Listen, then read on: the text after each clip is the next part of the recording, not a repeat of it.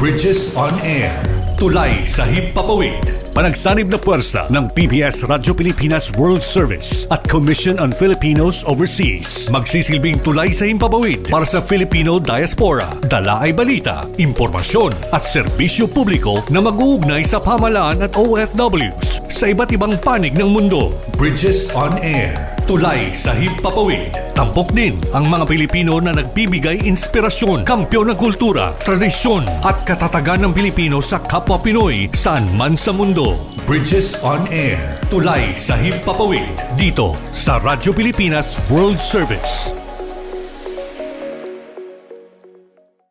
Papalang pagbati at welcome na naman sa isa pang edisyon na programang Bridges on Air. Ang programang Bridges on Air hatid po sa inyo in collaboration with the Commission on Filipinos Overseas at ng Radyo Pilipinas World Service ng Presidential Broadcast Service Bureau Broadcast Services.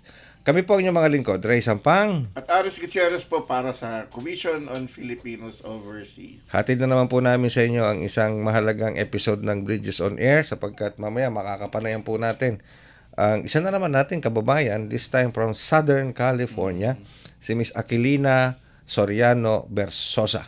Banaag awardee ito. Ang awardee, para lang malinaw, Okay. ay yung kanyang organization. Yung organization niya, Yung Filipino Workers. Filipino Workers Center. Okay, Banaag. Sila ang Banaag Award. Okay. And mamaya, later on, makakasama rin natin, mga ilang saglit na lang, si Lindsay B. Mercado. Sino ba si Lindsay B. Mercado, Aris? Tawag namin sa kanya ay Say. Oh. Si Say ay isa sa mga inaasahan dun sa Project Management Division ng Commission on Filipinos Overseas. Sila yung nagpapatakbo ng mga programa ng Okay. CFO. So, ang isa sa mga naka-assign sa kanyang na project ng CFO ay yung tinatawag naming Balink Bayan LGU Awards. Balink Bayan LGU Balink. Award. Balink. Link. Balink Bayan at saka Link. Parang Clink. Pero ito yung matagal na programa ng CFO. Okay. So yan, malalaman natin mamaya kung ano yung kasi may nominations, May nominations para din ito yung PAFIO Awards, yung Presidential Awards for Filipino Individuals Overseas. May proseso din ng pag-nominate, pagpipili, pag-vet ng ano. Dahil hindi naman, kasi maraming awards na basta magbayad ka, bigyan ka award. Ito talaga may proseso na para siguruhin na yung mabibigyan ng award ay karapat-dapat. Walang monetary na pinag-uusapan dito. Merit-based, merit and accomplishment-based. Kamakailan lang meron kasi sa Facebook nagkalat yan nag-invite ng awards. Support your friends or support your colleagues. May sinubukan kaming kontakin dyan. Aba, may classification kung first prize ka, second. Ganon? Parang mga ganon, may bayad. Ay, nako talaga naman. Pati ba naman itong mga awards na binibigay ng CFO, ang mahirap dito is yung pag-document na ikaw ay karapat-dapat mabigyan ng award. Totoong award to, hindi to house show na award. Ito, kumbaga, bibigyan kita ng award, pero yung award mo based dun sa mga naging accomplishments. At saka pagpapatunay, nagginawa mo nga yan, di ba? No. Kasi may kaibigan akong na-nominate sa PAFIO Award. Ang dami niyang pine-prepare na, papeles na hindi nabuo niya after 2 months bago na isubmit. Okay, sige, alamin natin ang detalye tungkol dito. So, nasa linya na natin ng komunikasyon si Miss Lindsay B. Mercado, ang CFO Project Management Division, at tumatayo ngayong CFO Community Correspondent natin. Lindsay, good morning! Magandang umaga po. Good morning po. Ayan. Kumusta ka? Ay, kamusta ka daw, Ares? Kamusta po kayo? Kinakamusta po kayo dito, sir? Ayan. Dadaan nga ako. Sige, dumaan ka nga doon. Matagal ka na raw hindi nadadaan yata doon. Okay. Ma'am Lindsay, so pinag-uusapan natin dito, nominations for Balink Bayan LGU Awards. Tama po ba? Yes po, sir. Tama po kayo. So, can you tell us some more about this, Ma'am Lindsay? Po. Siguro bago po tayo pumunta sa Balinkbayan LGU Awards, pumunta po muna tayo. Let me discuss lang po briefly yung Balinkbayan project. Sige, go ahead. Opo, kasi ang Commission on Filipinos Overseas po ay merong Balinkbayan Project. So this is a one-stop online portal of the CFO kung saan po kinokonekta po namin ang aming mga constituents sa opportunities and information about investments, donate and volunteer activities and opportunities, about retirements, tourism, and about various online government services. So, ang goal po ng programang ito is not only to help yung mga kababayan natin in growing their hard-earned money, but also make them part of nation building po and development of their respective hometowns and communities. So, dito po sa programang ito, hindi lang po kami nakafocus sa welfare and provision of financial support, pero ang focus po nito is more on reintegration, entrepreneurship, and investments, and community engagements po. So, sa ngayon po, meron po kaming 57 LGU partners across the Philippines. Marami po sila sa iba't ibang parte ng Pilipinas. Sila po ang naging partners namin sa pag-mainstream po ng migration and development sa local level. So, meron po silang mga sarili nilang programs, policies, and initiatives na tumutulong po sa mga kababayan po natin overseas and their families. So, ang ginagawa po namin dito sa CFO, ginagawan po namin sila ng Balinkbayan localized website. So, kami po nag-host ng website and then they can use po the website to showcase their programs and activities gamit po yung website na provide namin. So, ngayon po, for a very long time po, malaki po yung naging contribution ng mga partner LGUs namin sa ongoing success po ng project. Kaya naisip po talaga ng CFO and of course, especially Secretary Klink na kailangan ma-honor natin and ma-recognize natin yung mga contributions nila. And officially po, the CFO launched the Balinkbayan LGU Awards to recognize their contributions, particularly in terms of diaspora engagement, digital governance, and provision of various services. So, ito po yung magsisilbing award para sa kanila sa pakikipag-partner sa CFO in mainstreaming migration and development programs. Okay. Parang lumalabas kasi, Sir Ray, sila yung mga LGUs, yung kumbaga force multiplier ng Yes, CFO. sir. Kaya yung mga programs na nanggagaling ng national level sa CFO nakakascade siya pababa sa communities through this Balinkbayan program. Sa tulong ng mga LGUs yan, okay, ng mga local government. Kasi yung mga LGUs, meron silang kanya-kanyang peso ang tawag nito, Public Employment Service Office. So yun ang directly nakaka-partner ng CFO pagdating sa local level. Matanong ko lang, Lindsay tsaka Aris, ilang LGUs na nga partner nyo? Ngayon po, meron na po kaming 57 partners po and right now, actively din po kami nakikipag-partner po sa iba't iba pa pong LGUs. Actually nga po, medyo madami pong nakapila ngayon for signing of partnership. Opo, makikita nyo po talaga yung eagerness of our LGUs to participate po sa gantong mga programs. Actually, halos araw-araw silang may committee. Araw-araw po kami Talaga? may meeting. Opo. So ganun na lang yung gustong involvement ng mga LGUs. Yes po. And when we say LGUs, that's Luzon, Visayas, Mindanao. Yes po, sir. Iba't ibang parte po. Lahat po ng regions meron po kaming partners. Wow, okay. So, well, okay, nominate. Sino yung mga dapat na, ano ba yung mga qualifications? Okay, sir. Sa award po kasi natin, meron po tayong iba't ibang categories.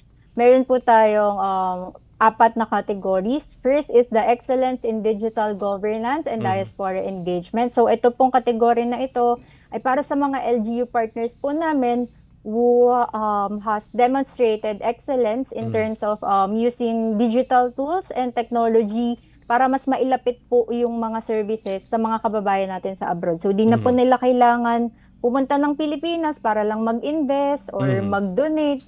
Magagawa na po nila ito kahit online lang po. So, kung active po ba ang LGU in using their Balinkbayan website na binigay po namin, ang kanilang mga social media platforms, mga website nila in implementing their and conducting their activities, pwede po silang ma-awardan nitong Excellence in Digital Governance and Diaspora Engagement. We also have the Innovation in Local Integration and Investment Facilitation.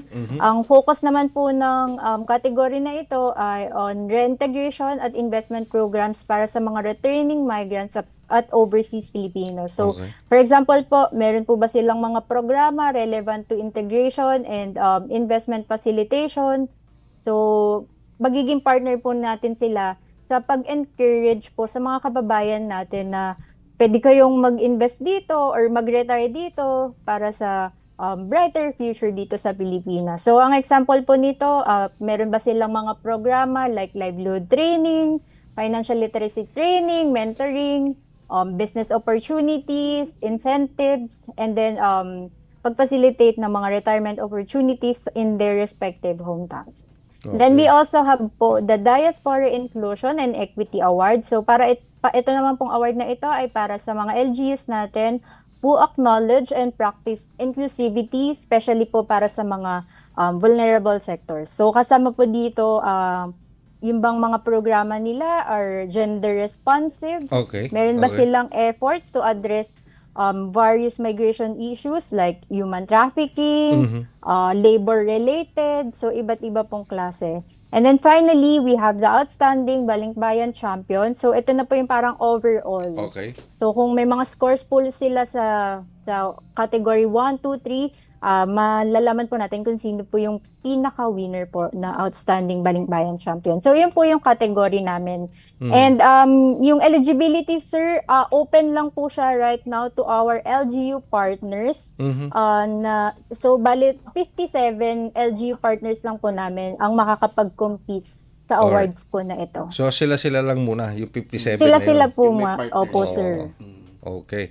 So, kailan ang start ng nominations? Actually, sir, na-launch na po namin yung nominations before last April 28, sir. And then hanggang June 30, 2026 po, tatanggap po kami ng nominations. Yun ang deadline.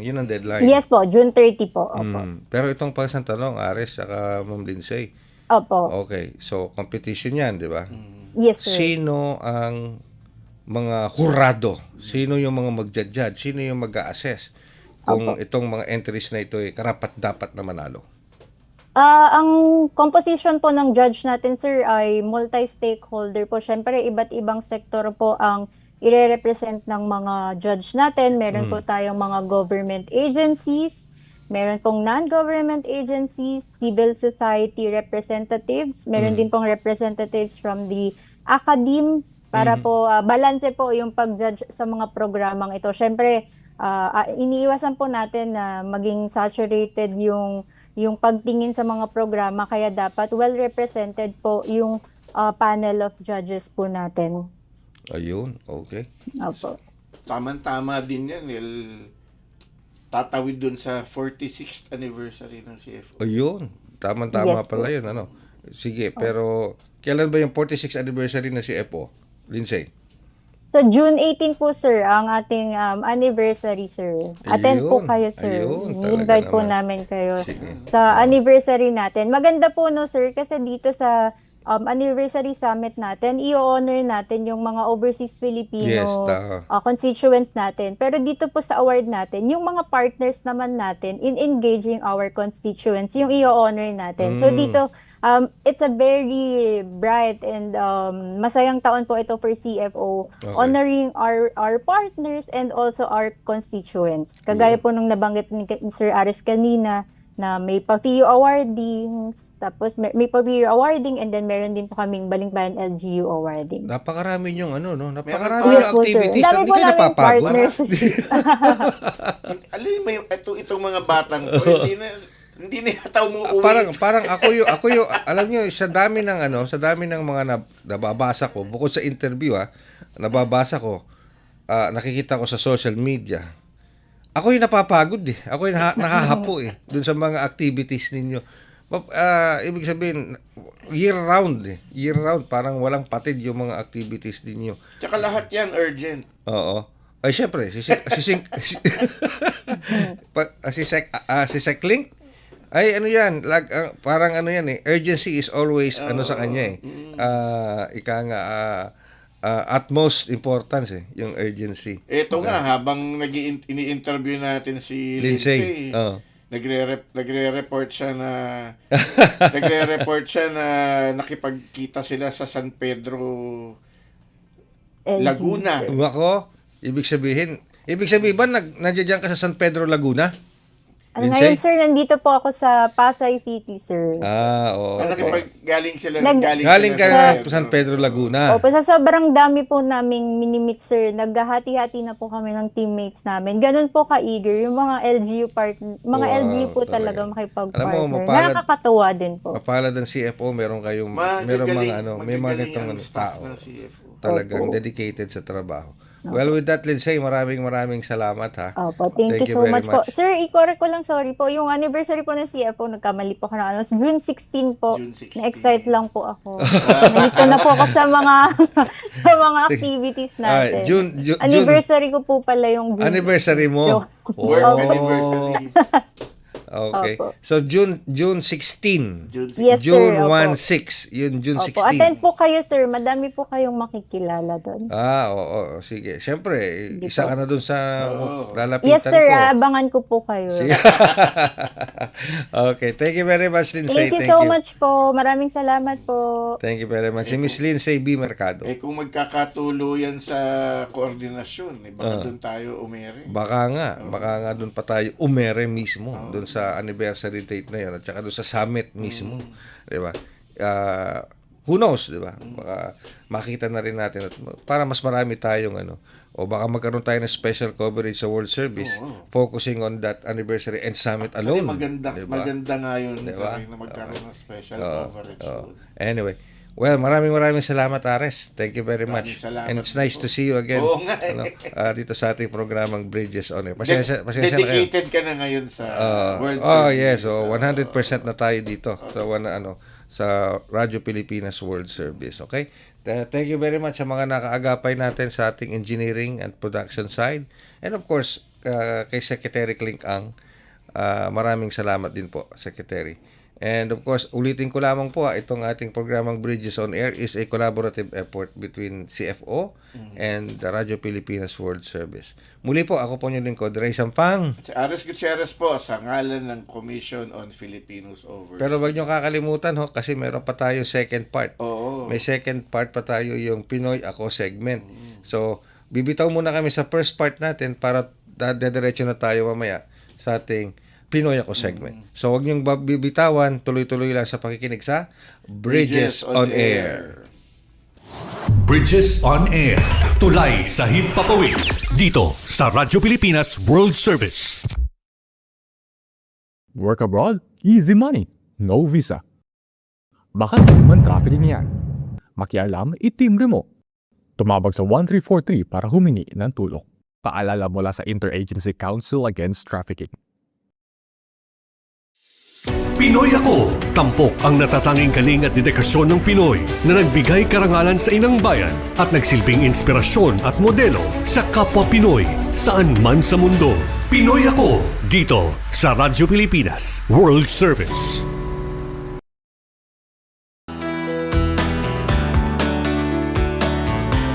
And of course, kayo po ay patuloy na sumusubaybay sa ating programang Bridges on Air. Like I said, paalala lamang po, Bridges on Air is a collaborative effort between the Radyo Pilipinas World Service ng Presidential Broadcast Service and of course ng Commission on Filipino Overseas. Ako po muli ang inyong lingkod, Ray Sampang.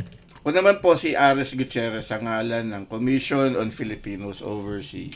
And of course, Aris, dati na tayo sa ating segmentong Pinoy Ako segment. Yan. At makakasama natin for today si Miss Aquilina Soriano Bersosa. Siya ang Executive Director ng Filipino Workers Center and the CIWO Fellow ng Build the Base. Ayan. May Okay. dagdag ko lang, Sir Ray, si Miss Aki Soriano po, ang kanyang grupo na Filipino Workers Center of Southern California ay naging PAFIO Award. Oh, okay. Sila ay nakatanggap ng Banaag Award noong 2018 dahil sa pagtulong at pagtaguyod sa kapakanan ng mga home care workers. na home care Pilipino. workers. Ibig sabihin yung nagtutungo talaga sa mga bahay-bahayan. Mga caregivers, Oo. mga domestic helpers. Alright. So, alamin natin kung mas alamin pa natin ng mas detalyado kung sino ba si Miss Aki dito sa ating Pinoy Ako segment. Miss Aquilina Soriano Bersosa, magandang araw po sa inyo at welcome sa programang Bridges on Air.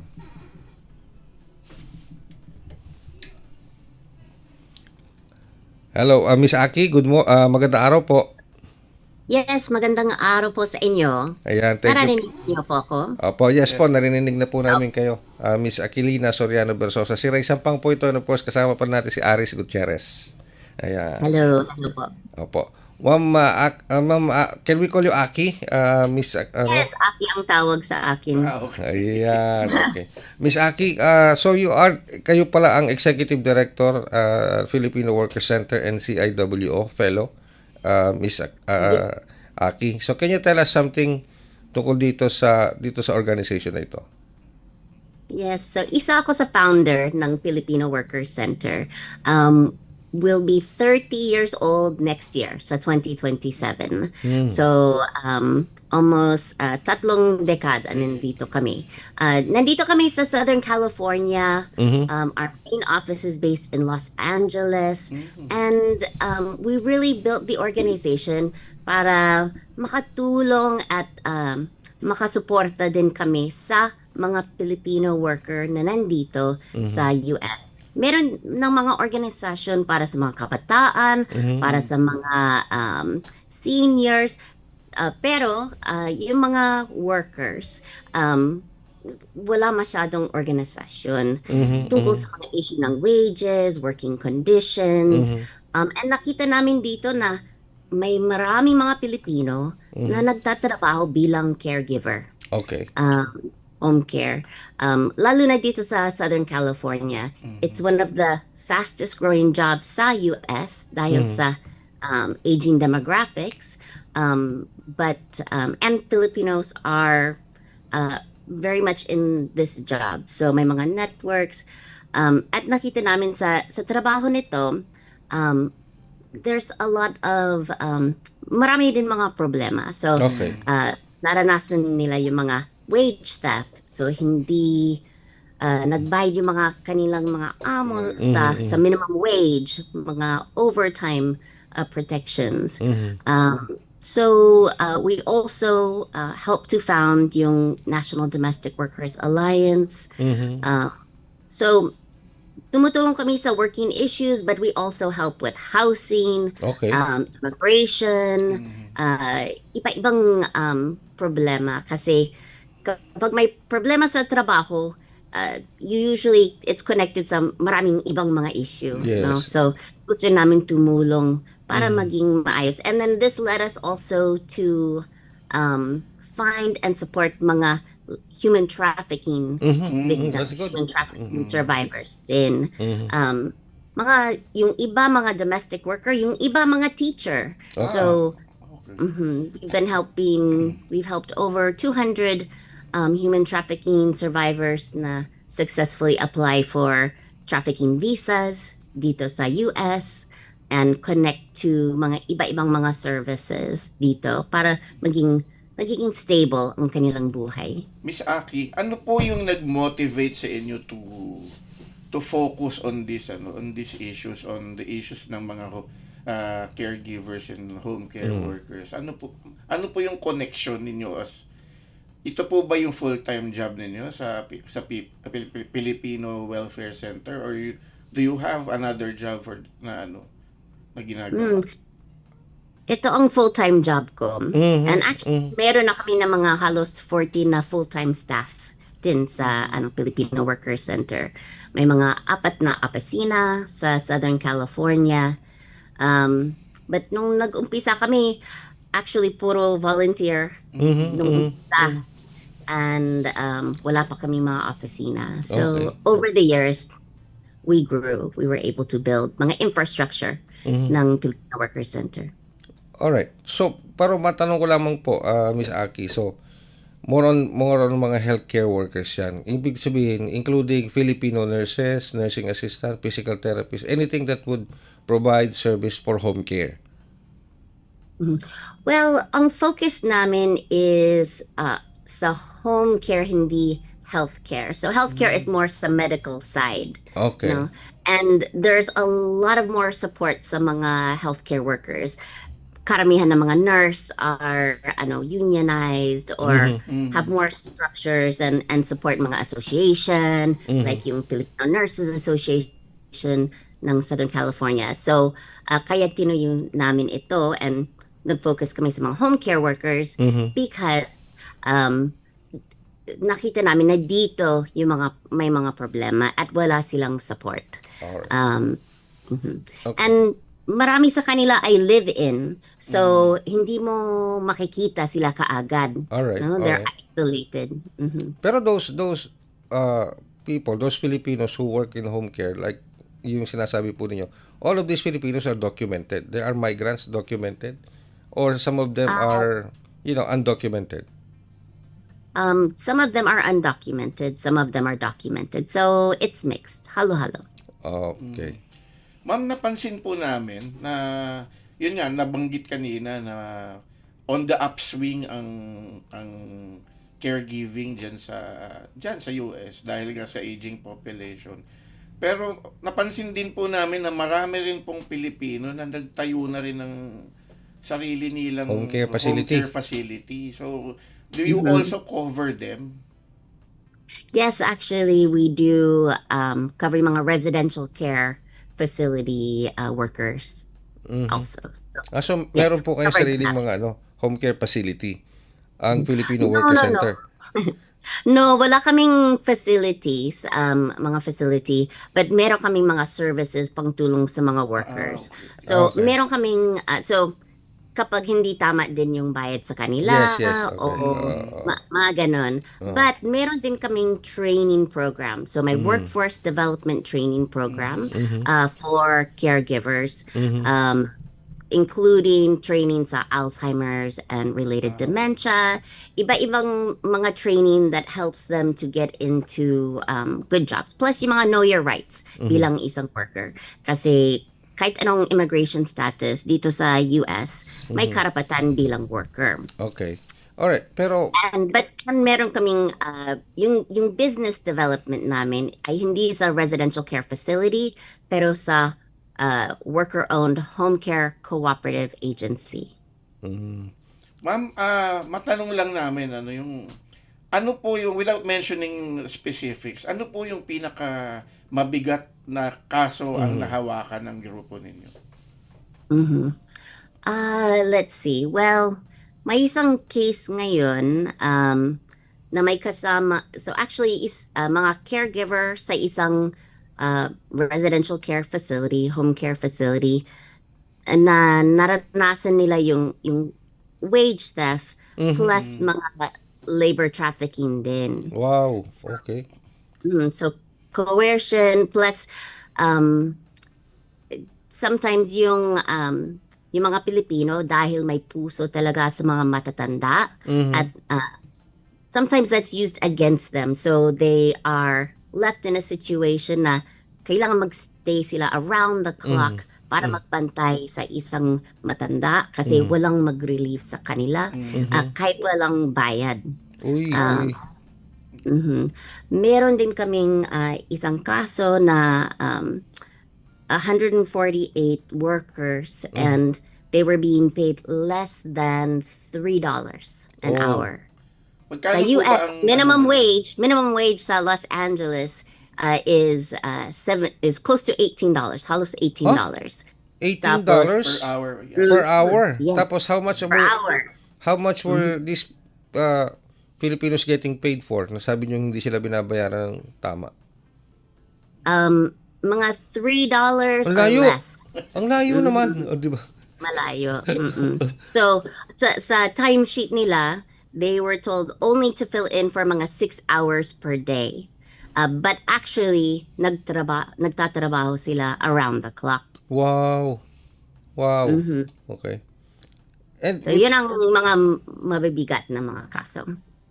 wow, okay. Pero do you also provide legal assistance to them, like counsels? Kasi mahal ang Yes. pagbayad ng abogado sa Amerika. Yung legal services nila, yung legal services namin ay walang fee, walang bayan. So we raise money through philanthropy, foundations. Tapos may mga partnership din kami sa mga iba pang non-profit legal organizations at may partnership din kami sa mga law enforcement, labor law enforcement agencies ng California and Los Angeles. So sometimes yung legal representation is from the state of California, yung legal department nila. Sometimes it's from mga private attorney that work with us. Alright. Bukod po dito sa Filipino Workers Center, kayo rin po pala ay nagsilbi bilang Board of Mission Asset Fund at currently Presidente ng Board of Directors ng National Domestic Workers Alliance. Miss Opo. Opo. So, ano naman po ang inyong tungkulin dito? Paano po nyo ito sinasagawa? Well, yung Mission Asset Funders is a nonprofit organization na may mga financial services. Okay. So yung isang program nila is called as lending circles, parang palawagan. But it integrates yung banking system para through these palawagan na loans together with a group. It's the same na everyone puts in every month and then one person may ani bawat buwan. Okay. But it's structured as actual loans that also reports to the banks and uses automatic credit debits. So it builds also the credit scores ng mga individual, and it helps them to either save or parang get a loan, diba? Yung purpose ng paluwagan. So it's using yung structures na nandito para hindi siya informal, may formal process. So kahit wala kang sarili mong grupo, actually pwede kang sumali, and you don't have to be afraid na may mag-run away with Okay. All right. the money. Okay. Kasi it has structure and Pero ma'am, just to clarify, you're not a union. oh no. We're a non-profit organization. So kumbaga NGO kami. We also work together kasi we don't do union bargaining. We don't build and negotiate union contracts. All right. We do partner with unions sometimes around issues para mag-advocate, but we provide more direct services, leadership development, and support. You can become a member of Filipino Workers Center and become active, but it's not it's not union dues. It's Alright. not. It's just a membership association. All right. Okay. So, but gusto ko lang matanong to, Aris at saka kay Ma'am Aki. Kasi alam naman natin sa US ngayon, mahigpit ang immigration, di ba? Yung ICE immigration. Tapos nabanggit mo, Ma'am Aki, na meron din tayong mga kababayan dyan na nagtatrabaho sa home care service na mga undocumented. So, kamusta ang sitwasyon ng ating mga kababayan na yun sa likod ng mahigpit na immigration policy ngayon ng administration ni Trump? Mhm. Medyo mahirap ang situation ngayon. Hindi lang para sa mga walang papel or undocumented, but even for those that are in different processes as well. So kahit may DACA or may T visa, some that actually have visas, some of them are also being impacted by the immigration enforcement practices ngayon. And actually, there are a lot of groups like the ACLU that are suing ICE for these are new practices. These are Okay. the types of raids that they're doing where they're pulling people off the streets. Hindi sila nagtatanong kung anong status. They don't even give a chance. They're actually using racial profiling to and picking up people. So there's lots of cases of mga citizen that are detained by immigration. So it is very different ngayon. Dati there's more protocols and certain structures para mas may fair pathways, through immigration. But that's not a guarantee right now. So it is so a lot of people are scared Yes. and Okay. we're assisting people with legal services, like if there's someone that is going through an asylum case, halimbawa, o kaya even petitioning someone could lead to a detention. We've seen that in other cases. So Really? part kami ng yes. And part kami ng yung immigration coalition, mga coalition dito sa US. Mga Latino, mga iba-ibang mga immigrant communities, as well as legal partners that are monitoring, are doing rapid response to document what's happening, as well as to advocate and tell the stories of actually what's happening. Alright. Southern California po, 'di ba? Ang location niyo. Other- Yeah, maraming mga Pilipino diyan, Ma'am Aki, no? Ang daming Pilipino sa Southern 1 million 1 ay million. ang sa Southern California. Kasi may mga kamag-anak si Aris yata sa sa California. May mga kamag-anak akong Kalat- caregivers. Kalat din ng dito. Talaga. Miyembro ba namin? Yan, baka may Tatanong ko, ma'am. Okay. Pero meron din ako mga kamag-anak sa Southern California. Like, for example, dito sa, ewan ko kung narinig na ni Ma'am, San Bernardino. Yan, yung mga lugar na yan. Malapit sa papuntang Las Vegas yata yun. Pero anyway. Sa gitna ng LA and Las Oo. Vegas. Pero yun nga, Sir Ray, no, yung Southern California, yung office nila. Pero ma'am, do you also work with the Filipinos in other states?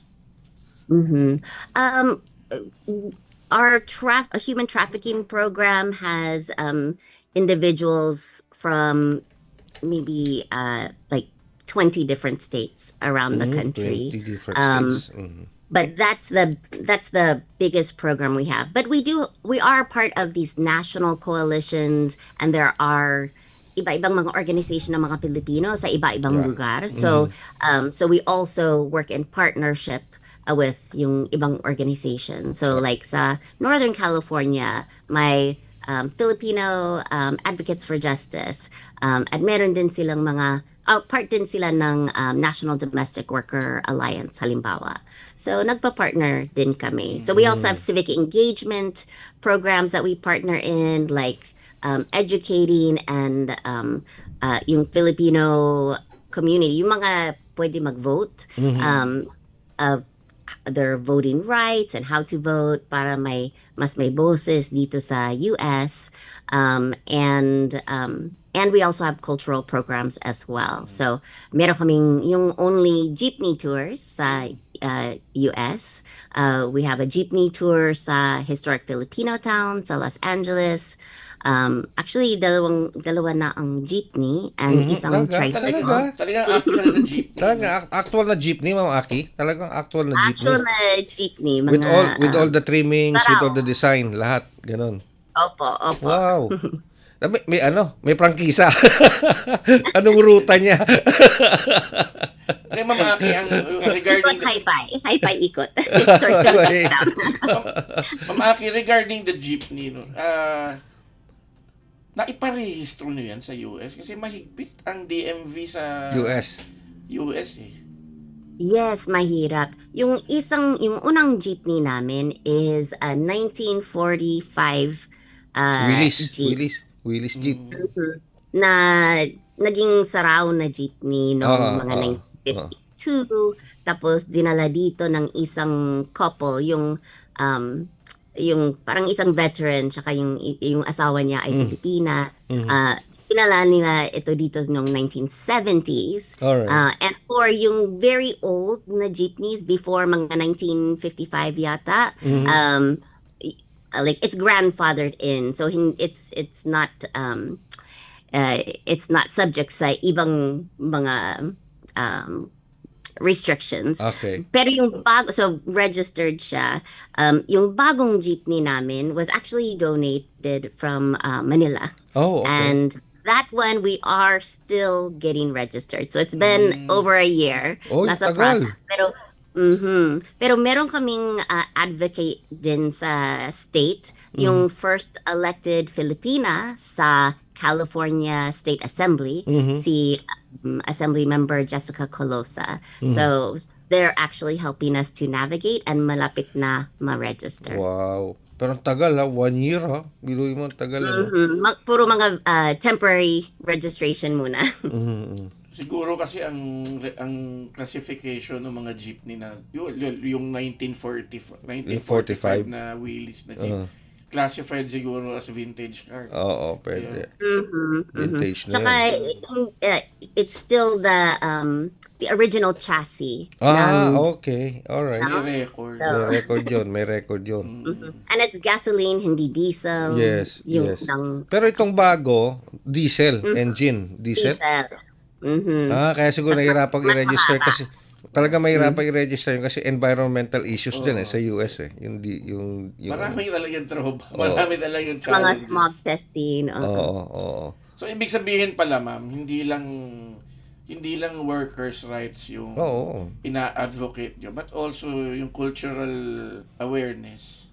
And the different programs help us to build community kasi yun din ang isang problema ng mga Pilipino dito, medyo kalat no ang community. May concentrations, but dahil sa English proficiency, we're not as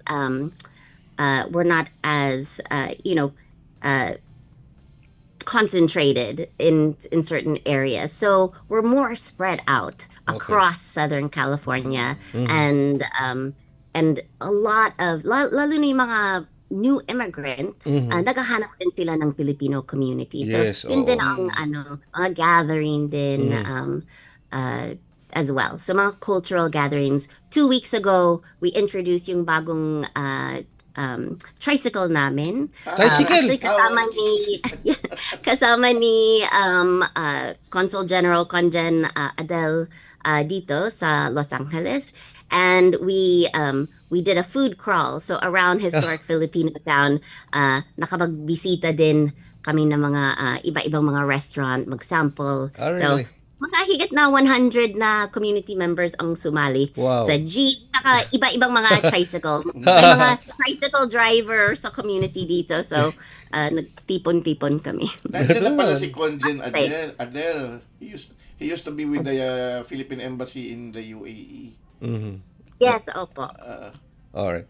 So, bukod pa lang sa jeep, may tricycle pa. Okay. May tricycle pa. Nakita ko yata yung picture niyan, na-feature sa isang US na na news program. Talaga, na-feature siya yung tricycle. Wow, talaga naman Pero tricycle siya, pero yung motor niya yung magaganda, hindi tulad nung nandito na mga yung mga 120 Harley Davidson actually.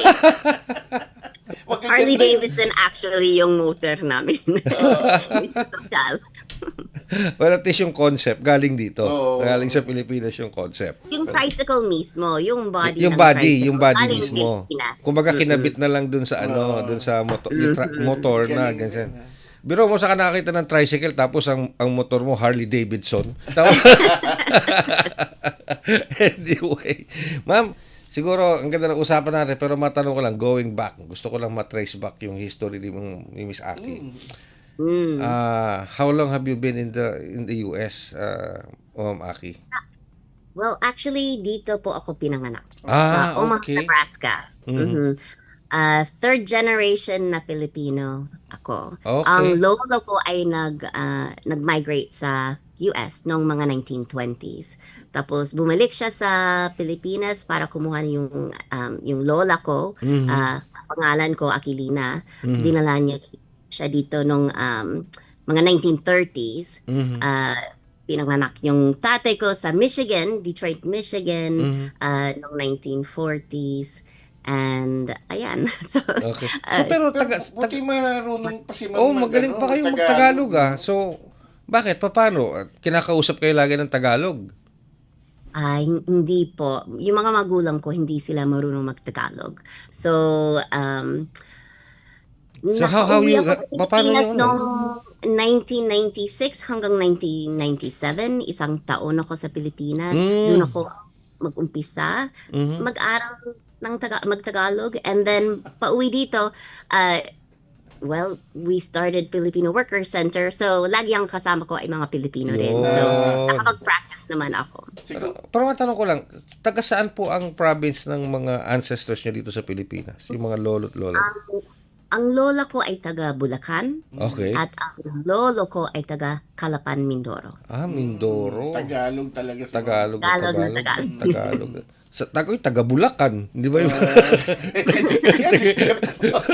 Yan si Step. Taga Bulacan yan. Anyway. So, okay. So, since birth, nandyan na pala kayo. Matagal-tagal na. Kakaiba yung kwento ni Mama. Mm-mm. Kasi yung iba, galing dito, nag-migrate. Siya talaga doon pinanganak. Tapos umuwi dito. Nag-stay ng 1 year. Pero ang nakakatuwa palalo is, natuto siya mag-Tagalog dito na. Dito. Tapos nung tinayo nga nila itong Filipino Worker Center, lagi niyang kausap, mga Filipino, nahasa ng nahasa. Pero siguro madalas kayo manood ng teleserye, no? KFC. Radio. Okay. And yung isang dahilan kung bakit ako naging part ng trabaho nito ay dahil noon parang hinanap ko yung sarili kong identity, yung community ko. Kasi yung lola ko, actually namatay siya sa birth, sa pagpinanganak ng aking tatay. So, naging single child yung tatay ko. And he was mostly raised by mga families sa Catholic Church, sa mga puti, tsaka mga isang Jewish family. And that Jewish family sponsored yung lolo ko para yung college tuition niya para maging doctor. Oh, doctor. Okay. Alright. Naging anesthesiologist siya. Anesthesiologist. Ako, yun ang hinahanap ko minsan anesthesiologist. Para gusto ko mamanhid kasi minsan na yung mga problema dito sa Pilipinas. Anyway. Pero ang bottom line talaga nitong ginagawa, yung background ni Ma'am, no? Yung sa father niya, yung sa lolo niya, and then sa kanya na rin is yung humanitarian kindness ng tao. Doon nyo binabase. Yan drive niyo para ipagpatuloy nyo itong mga ito Filipino Worker Center, yung CIWO at kung ano-ano pang mga organizations na pinangungunahan po ninyo. Yes, and also hindi lang charity actually ang framework namin, but actually kung it's more that we can help give hope and support para yung mismong tao na may problema may kayang gawing mga solution together with the community, with a group. Alright. Marami tayong magagawa dito sa US kung organized kami dito. Alright. Pero sa dami ng mga ginagawa niyo for the community para sa ating mga kapwa Pilipino diyan. May time how is your family reacting to this? Kasi balita ko po, you're a mother of 2. Tama po ba? Tama naman. Tama. dalawang babae. Okay. Mga college age na sila, grown na sila. But there's some challenges. Minsan mahirap maging nanay at sa ganitong mga trabaho. Nung baby pa yung yung bunso namin, actually laging kasama niya ako. So maski sa mga conference, sa mga meeting, laging kasama. Pero meron din akong family support dito. So yung asawa ko actually pinanganak sa sa Manila. Okay. At siya yung panganay sa 6 ng mga Magkakapatid. So at siya yung panganay. So yung mga anak namin, sila yung unang anak. So marami din support mula sa Wala. titas, titos, tsaka lolas and lolos. So very fortunate ako na marami din akong support sa family. Tsaka yung asawa ko magaling magluto. Wow, Yun okay. ang importante. So tumutulong din. Yun ang importante doon magaling magluto. Ma'am Aki, yun pong matanong ko lang din po, sa dinami-dami po ng Filipino organizations dyan sa Amerika, bakit po kayo ang nabigyan ng Banaag Award noong 2018? Ano po yung ginawa niyong outstanding? Kaya kayo ang napiling gawing Banaag Awardee?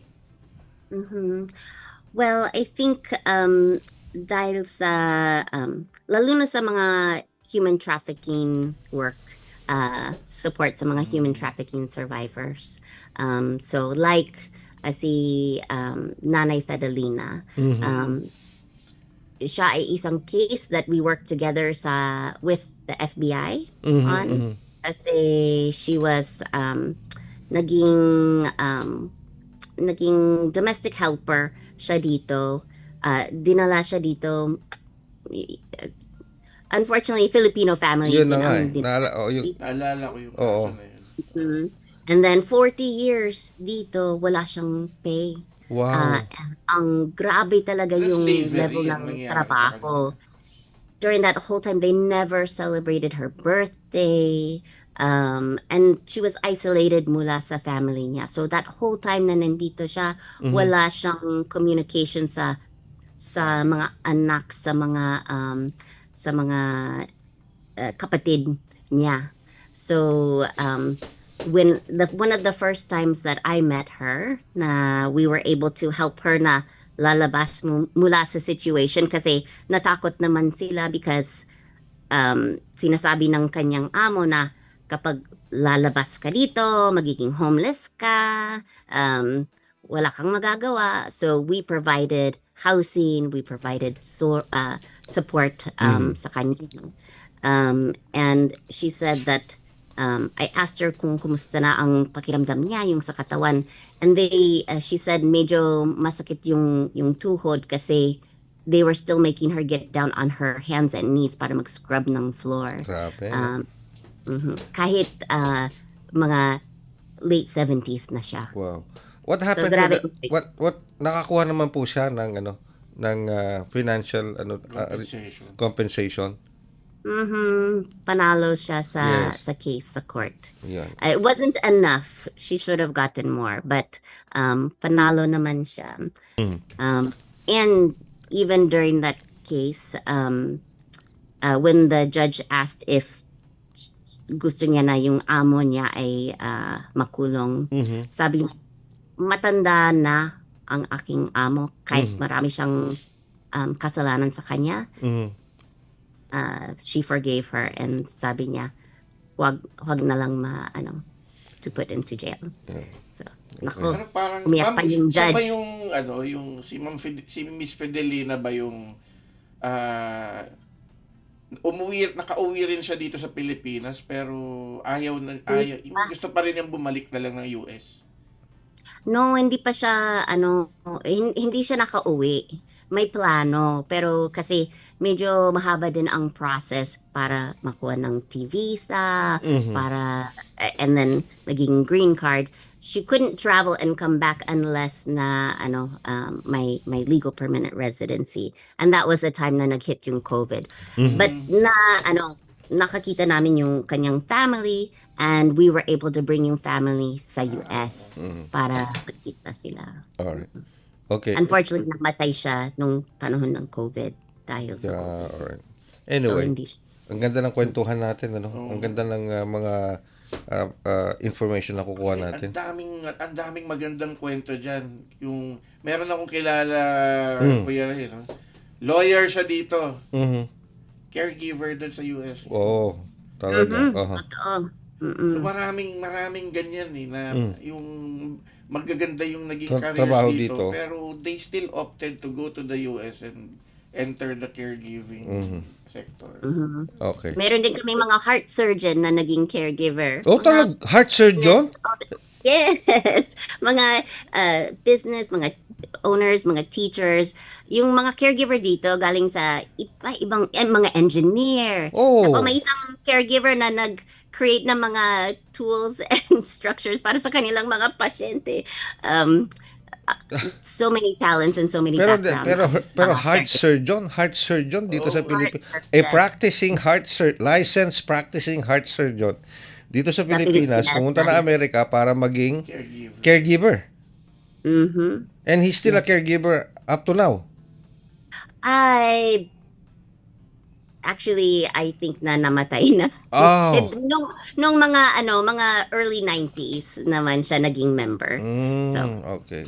Talaga naman, ano. Talagang upswing yung caregiving, home care sa US. Okay. and lalo na ngayon na we building even better jobs sa cooperative home care agency natin. So we also are able to provide healthcare, Wow. higher wages, all of the protections, overtime, vacation, paid vacation, things that in the private market it's very hard to get. Okay. Now, siguro last question ko ito kay Ma'am Aki. Paano po ang ang relationship naman ninyo and the organizations that you are handling with the Commission on Filipinos Overseas? Paano po? Ang relationship Apo. namin. How does the CFO communicate or interact with you and the organizations you're handling? So, may mga communication kami kasi on the ground kami sa community. So, pumupunta sa amin yung maraming ibang mga cases, mga situation. So, nakapag-advocate din kami. We can educate and advocate sa kanilang mga cases or situation. So, part of it is just educating and communication. We also host here when they bring around different delegations so that we can also answer questions tungkol sa community dito, lalo na po sa mga issue.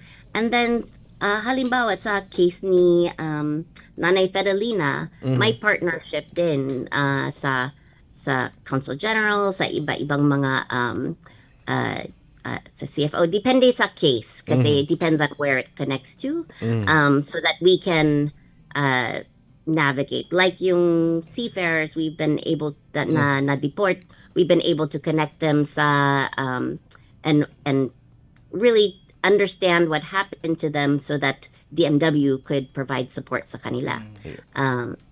O biro mo, hindi lang pang healthcare, pang CF, pang pang seafarer pa. Lahat ng hawak nila, ma'am. Okay. So, any more questions, Aris? No? Pero siyempre, tayo po ay nagpapasalamat, Miss. Baka pala pumunta si ma'am sa Diaspora Summit. Oy, Makikita natin sila doon. Pupunta ba kayo, Miss Aki, sa Diaspora Summit? Sa June to, di ba? Sa Apo. June. Wow. Sa June. Oo, sa June. So malapit na ako pumunta dyan sa inyo. Yes, at you can also drop by the station. Or baka nga magkita tayo mismo sa summit. Magkita-kita tayo mismo sa summit. And, Yeah, makikita na 2 weeks ako sa Manila. So, dadaan din ako sa inyo. Ayan, okay. With that, Miss Aki, maraming salamat sa oras na pinagkaloob mo sa amin, and of course, our sincerest prayers and best wishes sa iyo and to your family, and of course, sa organization natin na Filipino Worker Center, sa CIWO Fellow, Build, tsaka yung iba pang mga hawak mong mga organizations.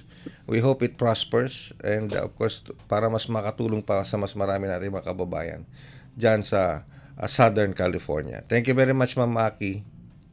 Thank you. Marami pong salamat. Thank you very much. Si Miss Aquilina Soriano Versosa, ang Executive Director ng Filipino Workers Center and CIWO Fellow, Build the Base at marami pang iba. So, ganun ang istorya niya. So, doon talaga na siya pinanganak. Born and raised. Pero yung kanyang mga lolo't lola, if I remember correct, yung lola niya taga Bulacan. Oo. Yung lolo niya taga Mindoro. Mindoro, Caloocan. Tagalog na Tagalog. Tagalog. Pero deeply rooted na siya doon, pero mas lalo pa niyang pinalalim yung kanyang pagka-Pilipino on her own insistence. Yes. Kasi umuwi siya dito for 1 year. So, kahit paano nagsimula na siya mag-aral ng Pilipino, ang Tagalog. Nung bumalik siya ng US, tinatag niya itong Filipino Workers Center. Syempre, puro ang kliyente mo doon, ang sisilbihan mo, mga kapwa mo Pilipino, nahasa ng nahasa. Kailangan din for better communication, pagkaintindihan. Oo. Alright. At syempre, tayo po ay, magpipilid na ng isa pang edisyon ng programang Bridges on Air. So, maraming salamat sa ating mga nakaagapay. Syempre, sa Master Control, nandiyan sila Milo, Jonella, Susan Aison, sa Wirecast, sila Hero, at saka si Justin. And of course, ang ating coordinator, at malungkot ito ngayon Malungkot ito, lalo na sa mga susunod na araw. Kasi yung isa naming kasamahan, dilipat na ng Naga. Okay, so medyo malipat o malungkot si Steph dahil dilipat na si Jerome. Ayan. Si Bea din. Si Bea, na rin yan. Uuwi na ng Batanes. Oo, sa Basco. Kasi native yan ng Batanes talaga. Ibatan nga daw siya Talagang taga Batanes. So, may station pala tayo. Meron. Tayo ang number 1 doon na station. Kasi Radyo Pilipinas Batanes is the number 1 station kasi nag-iisa lang tayong station doon. So pero may station tayo doon. So doon pupunta si Bea. So baka meron na rin tayong mga listeners from Taiwan. Baka pwede rin. Sabi ko nga, because liwanagin mo lang, Bea, kung ano yung naririnig mong programa, baka mamaya, Taiwan na yan. Marunong lang magtagalog yung mga Taiwanese. Anyway, maraming salamat, Aris, sa another edition of Bridges on Air. Maraming salamat, Sir Ray. Good to see you again. Yes, nice to be back. Okay, nice to be back. And syempre, ang ating pagpupukay kay Secretary Clink Ang. At nakikiramay po tayong muli kay Secretary Clink Ang sa pagpanaw ng kanyang ama na dating secretary din ng Commission on Filipinos Overseas na si Dante Arevalo Ang. Ayan. And of course, thank you rin kay Attorney JK at sa lahat ng staff and officials ng CFO for continuing to make this program possible, Bridges on Air. And of course, panig naman ng Presidential Broadcast Service, Bureau of Broadcast Services, ayan ang ating, ang OIC natin ngayon, si Alan Alianigue. Okay? And of course, ako naman po yung lingkod, Ray Sampang. And of course, kasama si Aris Gutierrez. Maraming salamat po sa isa pang edisyon ng programang Bridges on Air. Bridges on Air. Tulay sa himpapawid. Panagsanib na puwersa ng PBS Radyo Pilipinas World Service at Commission on Filipinos Overseas. Magsisilbing tulay sa himpapawid para sa Filipino diaspora. Dala ay balita, impormasyon at serbisyo publiko na mag-uugnay sa pamahalaan at OFWs sa iba't ibang panig ng mundo. Bridges on Air. Tulay sa himpapawid. Tampok din ang mga Pilipino na nagbibigay inspirasyon, kampyon ng kultura, tradisyon at katatagan ng Pilipino sa kapwa Pinoy saan man sa mundo. Bridges on Air. Tulay sa himpapawid. Dito sa Radyo Pilipinas World Service.